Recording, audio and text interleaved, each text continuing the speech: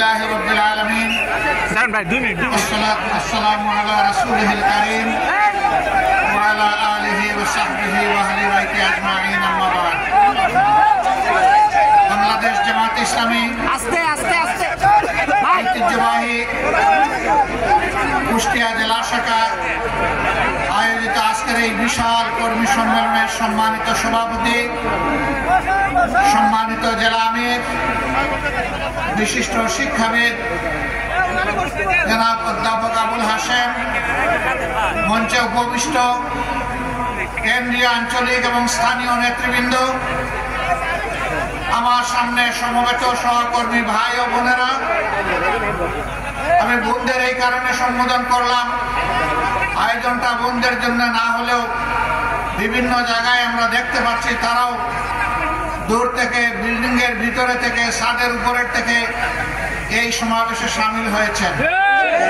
আমার সংগ্রামী সাথী বন্ধুগণ, জাতির সাংবাদিক ভাইয়েরা,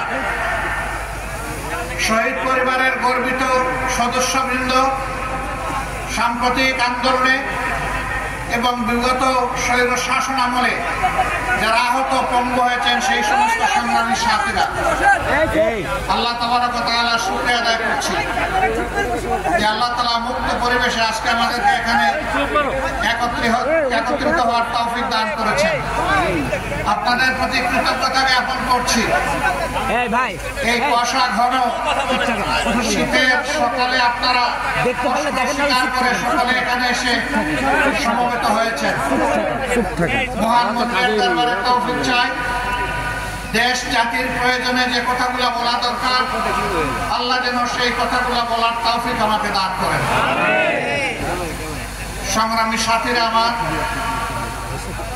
বাংলাদেশ আমাদের সকলের প্রিয় জন্মভূমি। আল্লাহ দেশের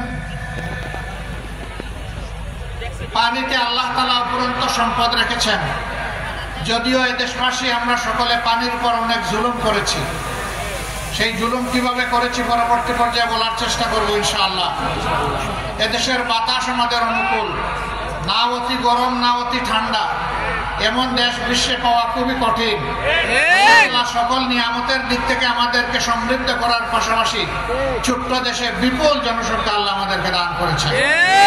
জনসংখ্যা সত্যিকার অর্থে জনশক্তি, জনসম্পদ। যখন এই জনসংখ্যাকে সঠিকভাবে গড়ে তোলা হয় আর যখন এই জনসংখ্যাকে প্রকৃত শিক্ষা প্রশিক্ষণ দেওয়া না হয়, তখন জনসংখ্যা একটা দেশের আপদে পরিণত হয়, তখন এটার সম্পদ থাকে না।